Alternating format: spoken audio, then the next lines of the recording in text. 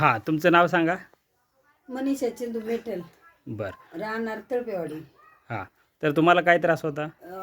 मला पाटणीचा, हां, डोक्याचा, पायाची तळपायाची आग होती. बरं. तर आता ते अजून? सगळं थांबले. बरं, हे औषधं कुठून आले होते लोक? चाकणवरून आलती.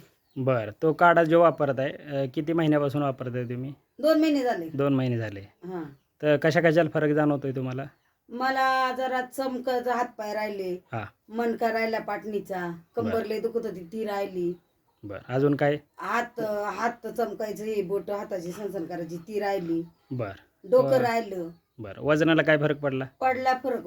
वजन कमी झालंय का? झाले. झाले कमी. हो, बरं, किती बॉटल आहे तुमची ही? दुसरी. दुसरी बॉटल आहे. हा, तुमचं गाव कोणतं परत एकदा सांगा? तळपेवाडी. तळपेवाडी सावळ्याच्या जवळची ना? हा, सावळ्याजवळची. बरं, ओके. तुमचं नाव सांगा एकदा परत. मनीषा चिंदू मेटल. ओके, चालतंय.